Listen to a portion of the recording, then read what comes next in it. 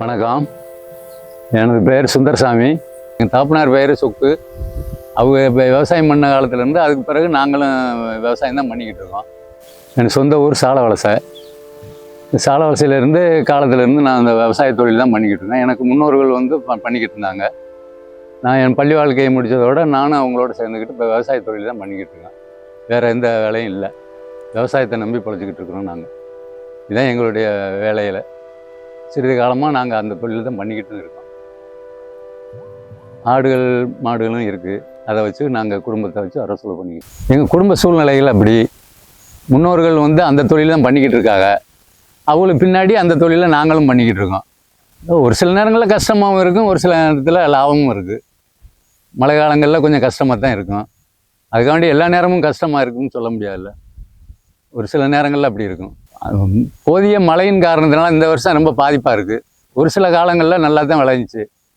இந்த வருஷத்தில் கொஞ்சம் மகசூல் கம்மியாக தான் இருக்கும்னு நினச்சிக்கிட்டு விவசாயிகளும் சொல்லிக்கிட்டு இருக்கோம். அன்றைக்கி இயற்கை விவசாயம் பண்ணிக்கிட்டு இருக்கும்போது நல்லா தான் இருந்தது. இப்போ இந்த அடி உரம் அது இதுன்னு வந்ததுலேருந்து கொஞ்சம் ஏற்றத்தாழ்வுகளாக தான் இருக்குது. இயற்கை உரங்கள் மாதிரி வருதில்ல. ஆனால் அது பண்ணாமையும் இருக்க முடியாது. கண்டிப்பாக யூரியாவெல்லாம் போட்டால் தான் பயிரை காப்பாற்ற முடியுது. இல்லைனாலும் பயிர் அப்படியே உட்காந்துக்கிட்டு இருக்குது. இயற்கை உரத்தை பற்றி நம்ம இது பண்ணிக்கிற முடியாது. ஒரு சில நேரங்களில் நாங்கள் இந்த அறுவடை பண்ணி பத்திரமா வச்சுக்கிடுவோம். ஒரு சில நேரங்களில் கூட போய் கடைகள்லையும் வாங்குகிறோம். இப்போ சமீபத்தில் கூட நம்ம ஆஃபீஸில் தான் வாங்கினோம் நெல். உச்சப்புள்ளி ஆஃபீஸில் வாங்கினோம். அது ஓரளவு நல்லா இருக்குது. இது வானம் பார்த்த பூமி, நீர்ப்பாசனம் கிடையாது. மழை பெஞ்சா தான் விவசாயம். ஒன்லி மழை பெய்யணும், இல்லைன்னா மழை இல்லை, விவசாயம் இல்லை. நீர்ப்பாசனம் கிடையாது. இந்த வருஷம் பாதிக்குதில்ல, இதே மாதிரி தான் சூழ்நிலை. இந்த வருஷம் மழை இல்லாததுனால பாதிக்கும். அதில் எந்த மாற்றமும் இல்லை. இந்த கிடைக்கல இதுவரை. இந்த வருஷம் கிடைக்கும்னு சொல்லியிருக்காங்க. அது என்ன முழுமையாக சொல்ல முடியாதுல்ல. காரணம் என்ன, இப்போ அதுக்கு போதிய விவசாயம் பற்றாக்குறையாக இருக்குல்ல. நெல் முதல் அதிகபட்சமாக இருந்தால் தானே அதை கொண்டு போய் நம்ம வியாபாரம் பண்ண முடியுது. போதிய அளவுக்கு விவசாயம் இல்லை. அப்போ வீட்டுக்கு தான் சரியாக வருது. அதை வச்சு தான் வீட்டில் வச்சுக்கிட்டு விநியோகம் பண்ண முடியுது. இப்போ சித்திரக்காருங்கிற நெல் தான் நாங்கள் அதிகமாக பயன்படுத்தினோம். இப்போ சமீப காலமாக இந்த சோதி மட்டை, சம்பா அப்படிங்கிற ஒரு 2-3 ரகத்தை இப்போ பயிரிடுறோம். அதில் சித்திரக்காரில் அதிக லாபம் இருக்குது. ஆனால் அதே சமயத்தில் இந்த சோதி மட்டை, சம்பாவில் அவ்வளவு புளியும் காணுதில்ல, அவ்வளவு இது மகசூலும் கிடைக்குதில்ல நம்மளுக்கு. அதனால் இந்த சித்திரக்காரை மட்டும்தான் யூஸ் பண்ணலாம்னு முடிவில் இருக்கும். அடுத்த வருஷம் இனி வருங்காலத்தில் அதை மாதிரி தான் பண்ணிக்கலாம். சித்திரக்காரை தான் யூஸ் பண்ணணும் அப்படின்னு சொல்லிட்டு எங்களுக்கு அரசு கொடுக்க வேண்டிய உரிமத்தை கொடுத்தா தேவை. கொடுப்பாங்கங்கிற நம்பிக்கையும் இருக்குது. விவசாயிகள் அந்த விவசாயம் இருக்குங்கிற வரைக்கும் தான் நம்மளுடைய வாழ்வாதாரமும் இருக்கும். அதுக்கு பிறகு இருக்கிற புள்ள ஒடியில் வந்தால் தான் அதனுடைய வளர்ச்சியும் பெருகும். அடுத்த தலைமுறை இது மாதிரியெல்லாம் வரணும்ல. அடுத்த தலைமுறை இருக்கிற வரைக்கும் விவசாயம் தான் நம்மளுக்கு பாதுகாப்பாக இருக்கும். பெருமை தான் எல்லாருக்குமே, நல்ல பெருமை. வர இளைஞர்களுக்கும் பெருமையாக தான் இருக்கும். அதனால ஒன்றும் பிரச்சனை இல்லை. நல்ல விரிவாக்கமாக இருக்கும். அவ்வளோ ஒன்றும் கடினமான வேலை எதுவும் இல்லை. ஒரு சில நேரங்களில் கடினமாகவும் இருக்கும், ஒரு சில நேரங்களில் கொஞ்சம் இதாகவும் இருக்கும். இது எங்கள் பையன்தான். கீழே உட்காரு. இவர் எங்கள் பையன். வணக்கம். இவர் எங்கள் அப்பா. நாங்கள் பரம்பரையாகவே இந்த விவசாயத்தில் தான் இருந்தோம். 2 இயர்ஸாக நம்மளால் விவசாயத்தில் இது பண்ண முடியல. எங்களால் வாழ்வாதாரம் பாதிக்கப்படுது விவசாயத்தால். இப்போ எங்கள் அப்பாவுக்கு அப்புறம் அடுத்த தலைமுறை போகும்போது எங்களோட வாழ்வாதாரம் பாதிக்கப்படுது. எதனாலன்னு கேட்டால், மானியங்கள் ஒழுங்காக கிடைக்கப்படலை. மக்கள்கிட்ட அரசாங்கத்திட்டேருந்து கிடைக்க வேண்டிய மானியங்களும் கிடைக்கல. டைரெக்டாக எங்களால் விநியோகம் பண்ண முடியல ஒரு பொருளை கொண்டு வந்துட்டு. இன்றைக்கி நிலைமைக்கு பீடி, சிகரெட்டு, தண்ணி டைரெக்டாக எல்லாருமே எல்லா கடைகள்லையும் கிடைக்குது. ஆனால் நம்மளோட விவசாயத்தில் அந்த மாதிரி கிடைக்கிறது இல்லை. அதுக்கு அரசாங்கம் முதல்ல முன் வரணும். விவசாயத்தை கவர்மெண்ட் வேலையை அறிவிக்கணும்னு சொல்லலை. பட் கவர்மெண்ட்டு இதை ஃபோக்கஸ் பண்ணணும். அடுத்த தலைமுறைக்கு கொண்டு போகிறதுக்கு இப்போ எங்கள் அப்பா என்கிட்ட சொன்ன விஷயங்களை ஒவ்வொரு குடும்பத்திலேருந்தும் சொல்லணும். அது மெயினாக அதுதான் ரீசன். இப்போது இந்த தலைமுறைக்கு அடுத்து, என்னோடய தலைமுறைக்கு அடுத்து வருமாங்கிறது வாய்ப்பு இருக்காங்கிறத கவர்மெண்ட்டு தான் நிச்சயிக்கப்படணும். ஏன்னா கவர்மெண்ட் கொடுக்குற மானியங்களை வச்சு தான் அடுத்த இதுகளே நம்ம கொண்டு போக முடியும். அதுக்கு நீங்கள் என்ன, கவர்மெண்ட்டு தான் இது பண்ணணும். அதை வச்சு தான் நம்ம இது பண்ண முடியும். மெயினாக இப்போ எங்கள் அப்பா சொன்ன விஷயங்கள், சில விஷயங்கள் எனக்கு தெரியும். எனக்கு அப்புறம் என் தலைமுறை கொண்டு போகணும்னா கவர்மெண்ட் கொடுக்குற ப்ராஃபிட்டபிளை வச்சு தான் நம்ம அடுத்த இதை கொண்டு போக முடியும். இல்லை என்னால் ப்ராஃபிட் கிடைக்கல அப்படின்னா நான் என்ன பண்ணுவேன், இது எனக்கு வேணாம் அப்படின்னு சொல்லிட்டு நான் வெளிநாடுகளை நோக்கி போக வேண்டியிருக்கும். இன்றைய நிலைமையில் எனக்கு 32 வயசாச்சு, கல்யாணம் பண்ணுறதுக்கு விவசாயம் ஒன்று கொடுக்கல பொண்ணு. அது எதனால்? விவசாயத்தை பண்ணால் யாருக்கும் பொண்ணு கூட கிடைக்கிறது இல்லை. அதனால மெயினாக வந்து விவசாயங்களை நல்லா ஃபோக்கஸ் பண்ணுங்கள். மெயினாக வந்து மக்களுக்கு வந்து என்ன தேவைங்கிறது விவசாயத்தில் இருந்து ஒவ்வொரு ரைஸ்ல இருந்தும் தெரியும். இந்தாருங்க இன்னைக்கு சண்டா கிடக்கு, இந்த பார்த்துக்குங்க. இது நெல் ஆகலை, இந்த வருஷம் நெல் ஆகலைன்னா அடுத்த வருஷம் முதல் இல்லைன்னா நாங்கள் என்ன பண்ணுறது? அடுத்த வேலைக்கு தான் போகணும், ரோட்டு வேலைக்கு போகணும். மெயினாக 100 நாள் வேலைகள் வந்ததுக்கப்புறம் இங்கே களை எடுக்கிறதுக்கு ஆள் கூட கிடைக்கிறது கிடையாது. 100 நாள் வேலைக்கு இருக்கிற மதிப்பு விவசாயத்துக்கு இல்லை. அதுக்கெல்லாம் யார் காரணம்? மக்கள் நம்ம தான் சிந்திச்சு செயல்படணும். அடுத்த தலைமுறைக்கு முதல்ல விவசாயத்தை பற்றி என்னன்னே இல்லை. அதுக்கு நம்ம வந்து இப்போ எங்கள் அப்பா இருக்காரு, எங்கள் அப்பா சொல்லி கொடுத்த சில விஷயங்களை நான் சொல்கிறேன் உங்களுக்கு. அடுத்து என் மைனுக்கு நான் சொல்ல முடியுமான்னு எனக்கு தெரியும். விவசாயத்துக்கு இளைஞர்கள் வரணும்னா கவர்மெண்ட்டு ஒழுங்கான கரெக்டான அஃபீஷியல் அறிவிக்கணும்.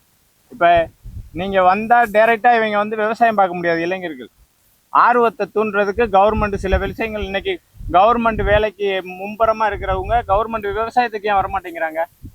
இன்னைக்கு ஆர்வம் இருக்குது கவர்மெண்ட் வேலைக்கு, 100 பேர் நிற்கிறாங்க கவர்மெண்ட் வேலைக்கு, விவசாயத்துக்கு வர்றதுக்கு வாய்ப்பு இல்லை. அதுக்கு காரணம் ஒழுங்கான இது கிடையாது.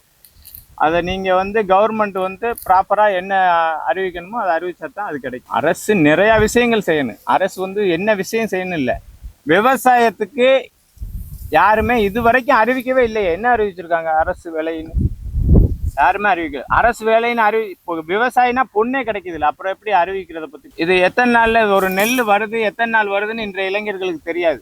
எனக்கு விருப்பம் இருக்குது, என்னோட தலைமுறை என்ன எங்கள் அப்பாவுக்கு முன்னாடியிலேருந்து 3 தலைமுறை பார்த்துருக்காங்க விவசாயம். எனக்கு ஆர்வம் இருக்குது. எனக்கு கிடைக்காத ப்ராஃபிட் இல்லாதனால தான் நான் அடுத்த வேலைக்கு போகிறேன். எனக்கு ப்ராஃபிட் இருந்தால் நான் ஏன் இந்த வேலையை விட்டு போகிறேன்? அழகாக 8 ஹவர் வேலை பார்த்தேன்னா எனக்கு அழகான ப்ராஃபிட் இருக்குது இந்த இதில். ஆனால் என்னால் ஒழுங்காக இருக்க முடியல. முதலீடு போட்டால் லாபம் இல்லை. அதனால நான் அடுத்த வேலையை நோக்கி தான் போக வேண்டியிருக்கு. நகரத்தில் இருக்கிற வரைக்கும் உங்களுக்கு நல்லது. ஆனால் சோறுங்கிறது வந்து கிராமத்தில் இருந்து வரும். இன்னைக்கு கிராமத்து ஆளுகளை உங்களால் நகரத்து ஆளுகளை வந்து பார்க்கறதுக்கு கூட முடியல. நின்று பேச மாட்டேங்கிறீங்க. ஒரு அரை மணி நேரம் வந்து பாருங்கள் கிராமத்தில் என்னென்ன ஸ்ட்ரகல் சந்திக்கிறோங்கிறது உங்களுக்கு தெரியும். நீங்கள் ஈஸியாக சொல்கிறீங்க இந்த பையன் இப்படி எட்டி போனான்னா ஸ்மெல் வருது அப்படின்ட்டு. ஆனால் அது இல்லை. நீங்கள் ஒவ்வொரு நாளும் இங்கே வந்து நின்று பாருங்கள், அந்த எங்களோட கஷ்டங்கள் உங்களுக்கு புரியும். நீங்கள் மட்டும் நகரத்துக்கு போல நாங்களும் வந்து நகரத்தில் இருக்கணும்னு ஆசைப்படுறதுக்கு காரணம் இந்த மாதிரி இன்னல்களை அனுபவிக்கிறதுனால தான். என்னுடைய கனவு என்னென்னா விவசாயம் அழிஞ்சிடக்கூடாது, சிறக்கணும். விவசாயம் மட்டும் அழிஞ்சிடக்கூடாது இல்லை, மொத்தமாக அடுத்த தலைமுறைகளுக்கு வந்து இப்போ எங்கள் அப்பா எனக்கு வழிகாட்டிட்டாரு, நான் என் பையனுக்கு வழிகாட்டிடுவேன். ஆனால் ஒவ்வொரு தலைமுறையில் இருக்கிற ஒவ்வொரு மனுஷனை எல்லாருமே வழிகாட்டுங்க விவசாயத்துக்கு. அதுதான் என்னுடைய ஆசை, எங்கள் அப்பாவோட ஆசை. எப்படி இருக்கும்னு என்னால் சொல்ல தெரியல, எனக்கு அந்த அனுபவம் இல்லை. பட் இது வந்து விவசாயம் இல்லைன்னா உங்களோட வாழ்வாதாரம் இல்லைங்கிறத அர்த்தம். இது விவசாயம் ஆகிறதுக்கு காரணம் எனக்கு எதுவும் இது வரைக்கும் சொல்ல தெரியல. நான் ஒரு தொழில் செய்கிறேன்னா அந்த தொழிலை நான் முதல்ல நேசிப்பேன். அந்த மாதிரி தான் என்னோட விவசாயமும். எனக்கு நேசிக்க தெரியும், எனக்கு வந்து ஒரு பொருளை உருவாக்க தெரியும். அதனால நான் இந்த விவசாயத்தை எடுத்திருக்கேன். ஒரு பொருளை அழிக்க தெரியாது, உருவாக்க தெரியும். அதுக்கு முதல் காரணம் இந்த விவசாயம். விவசாயம் கஷ்டமே கிடையாது. ஆனால் நீங்கள் எல்லாரும் வந்து இன்றைய இளைஞர்கள் அது கஷ்டம்னு நினைக்கிறீங்க. சேரில் நின்றா கஷ்டம் கிடையாது. உங்களுடைய வாழ்வாதாரத்துக்கு நீங்கள் உழைக்கிறீங்க. நீங்கள் போய் கம்ப்யூட்டரில் உட்கார்றதோ இதில் உட்காந்தா என்ன கஷ்டம்? இதில் அரை மணி நேரம் வேலை பார்க்க போகிறீங்க, பீஸ்ஃபுல்லாக இருக்கலாம், உள்ளேயே உட்காந்து சாப்பிட்லாம், லைஃப் நல்லா இருக்கும். விவசாயத்தில் நான் கஷ்டப்படவே இல்லை. எனக்கு மானியம் கரெக்டாக கிடைக்காதனால மட்டும்தான் நான் இதை விட்டு வெளியே போகிறேன்னு நினைக்கிறேன். நாளைக்கே எனக்கு கிடைக்க வேண்டிய ப்ராஃபிட் கிடைச்சா நான் இந்த இடத்த விட்டு நான் வேறு எங்கேயும் போக மாட்டேன். விவசாயிக்கு பொண்ணே கிடைக்குதுல்ல, அப்புறம் எப்படி மதிப்பு கிடைக்கிறது? நீங்கள் சொல்லுங்கள். 32 வயசானாலும் ஒரு மனுஷனுக்கு பொண்ணு கிடைக்காதுன்னா 25 வயசில் பொண்ணு கிடைக்கிறதுக்கு நிறைய பேருடைய வாழ்வாதாரத்தில் பாதிக்கப்பட்டது ஒன்று பொண்ணு. அதுவே கிடைக்கல விவசாயியாக இருந்தது. ஆசைகள் நேரடியாக விற்கணுங்கிறதுல நிறைய ஆசைகள் இருக்குது. ஆனால் அதை கொண்டு போய் சேர்க்கறதுக்கு கவர்மெண்ட்டே எங்களுக்கு முன்னுரிமை கொடுக்கணும். நான் டைரெக்டாக கொண்டு போய் ஒரு பொருளை விற்கிறதுனா உங்ககிட்ட மட்டும்தான் விற்க முடியும். நான் எப்படி என்னோட ப்ராடக்டை நான் கொண்டு போய் எங்கே சேர்க்கறது? அதுக்கான அங்கீகாரம் முதல்ல கவர்மெண்ட் கொடுக்கணும். இது உங்கள் ப்ராடக்ட்டு, நீங்கள் இந்த இடத்துல நீங்கள் போட்டு விற்றுக்கலாம் அப்படிங்கிறதுக்கு ஒரு அங்கீகாரம் கிடைக்கணும்னா விவசாயிகளுக்கு கம்பல்சரி கொடுக்கணும். அது சரியான விலை கிடைக்கல, அதனால தானே நாங்கள் நேரடி கொள்முதலுக்கு நாங்கள் போகிறதுக்கு இருக்கோம். இப்போ இதில் லாப நட்டம் எனக்கு தான் தெரியும். கவர்மெண்ட்டு ஒரு ரேட்டு வச்சுருக்கு. அதே இது எங்களோட நட்டத்தில் கவர்மெண்ட் எங்களுக்கு என்ன கொடுக்குது? கொடுக்கலையே. இந்த பயிர் வந்து என்னோட புள்ள மாதிரி, இது வளர வளர எங்களோட பரம்பரைகளும் வளர்ந்துக்கிட்டு இருக்கு, எங்களோட குடும்பம் வளருதுங்கிறதுல நான் ரொம்ப மகிழ்ச்சி அடைகிறேன். இன்னொன்று, இதோட வளர்ச்சிக்கு நான் இன்றைய நிலைமைக்கு யூரியா, ரசாயன சார்ந்த மாதிரி உரங்கள் போட்டுக்கிட்டு இருக்கோம். அன்றைய காலத்தில் இதெல்லாம் இல்லை. இயற்கை விவசாயம் பார்த்து கொண்டு இருக்கும்போது நல்லா இருந்தது. இப்போ வந்து இந்த யூரியா இந்த மாதிரி போடும்போது எங்களோட மனசு வந்து எப்படி இருக்குன்னு சொல்ல முடியல.